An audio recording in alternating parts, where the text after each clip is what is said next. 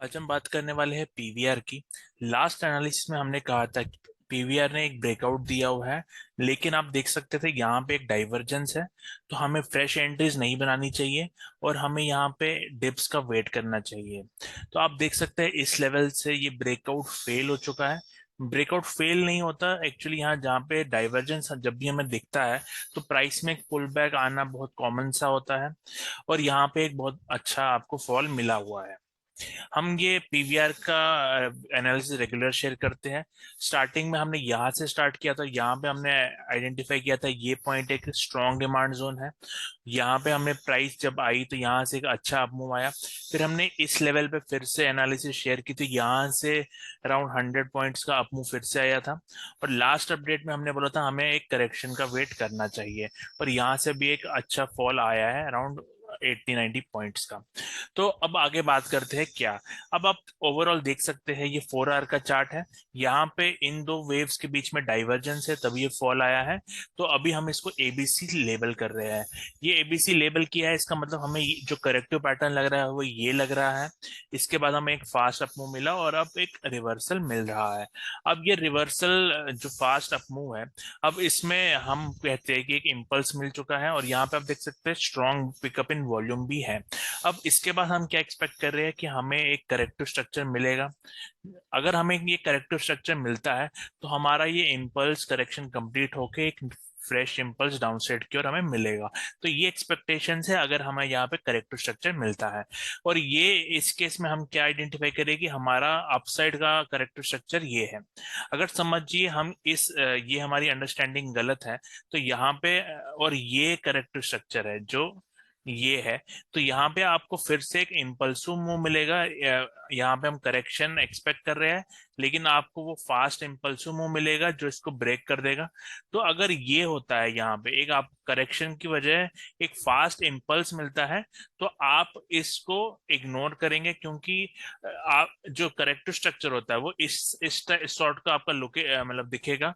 जैसे समझ लीजिए ये एक फॉल है, इस लेवल पे एक फॉल आया था यहाँ पे, और यहाँ इसके बाद आपको एक करेक्टिव स्ट्रक्चर मिला और एक फ्रेश फॉल मिला। तो हम इस सॉर्ट का अगर हमें यहाँ स्ट्रक्चर मिलता है जो करेक्टिव इन नेचर होता है, स्लो एंड स्टेडी होता है, फास्ट नहीं होगा, तो हम उसको सेल के करें। बट इसमें थोड़ा टाइम लग सकता है क्योंकि ये 4 आवर्स का चार्ट है।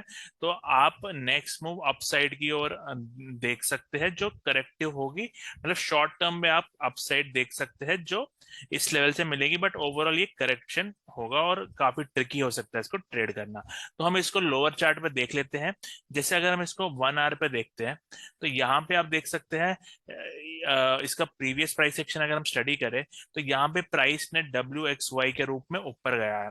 अगर आप इसको और छोटे टाइम फ्रेम 30 मिनट्स में देखेंगे, तो यहाँ वाई वेव में एक आपको नैरो स्ट्रक्चर मिला है।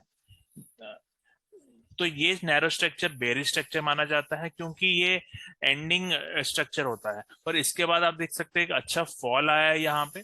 ये एंडिंग स्ट्रक्चर एंडिंग जो लास्ट वेव होती है उसमें मिलता है। तो हमारे पास एक तो स्ट्रक्चर होता है 1 2 3 4 5।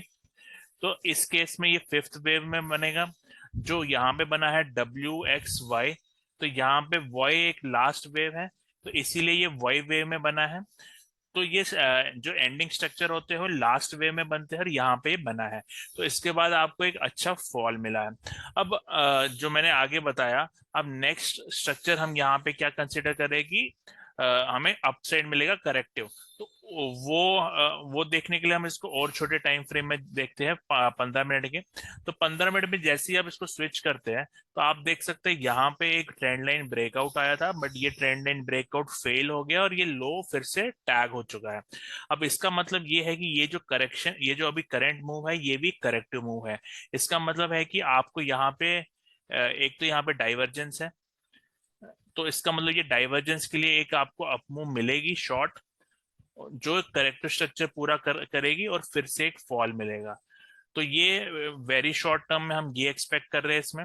और जैसे ही ये स्ट्रक्चर पूरा होगा, इस स्ट्रक्चर के बाद यहाँ पे फिर से हमें एक अपसाइड मिलेगा, जो फिर से करेक्टिव होगी, बट वो बड़े टाइम फ्रेम की करेक्शन होगी, जो हमने पहले आपको डिस्कस किया कि 4 आवर के में जो हम करेक्शन अपसाइड एंटिसिपेट कर रहे हैं, उस मूव से पहले हमें ये शॉर्ट में डाउन साइड मिलेगा और फिर ये बड़ी करेक्शन चालू होगी। तो नेक्स्ट 3 वेव्स की अगर हम बात करें, तो पहले तो यहाँ पे थोड़ा डाउन साइड मिल सकता है और फिर एक अपसाइड मिलेगा।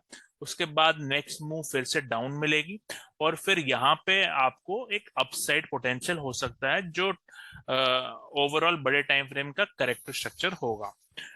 तो ये सारी के लिए आपको कंफर्मेशन लगेगा प्राइस एक्शन में, तो आप जरूर ये सारे मूव्स प्राइस एक्शन से ट्रेड करें, क्योंकि ये एक व्यू है, ये व्यू गलत भी हो सकता है।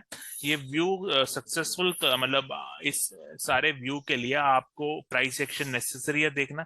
जैसे समझ लीजिए यहाँ पे WXY बना है, उसके बाद अगर आप डाउन साइड एंटिसिपेट कर रहे हैं, तो यहाँ पे बेरिश प्राइस एक्शन बन रहा है, ये नैरो स्ट्रक्चर बन रहा है, ये फॉल हो चुका है, तो यहाँ पे एक बेरिश प्राइस एक्शन हो चुका है, तब आप कंफर्म कर पाते हैं कि प्राइस एक्शन भी अब नेगेटिव है। यहाँ पे ऑल जो व्यू ऐसा है, तो ये सारा देखने के लिए आपको यहाँ पे प्राइस एक्शन भी देखना पड़ता है कि प्राइस एक्शन ऐसा कह रहा है कि नहीं कह रहा, और अगर कह रहा है तो ही आप अपना ट्रेड लेंगे उस साइड से।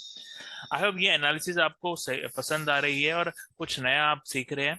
और अगर आपको इसमें कोई डाउट है तो आप मुझे कमेंट डाल सकते हैं। ये एनालिसिस आपको पसंद आई तो आप इसे लाइक करिए, शेयर करिए, चैनल पे नए हैं तो सब्सक्राइब करें। Thank you and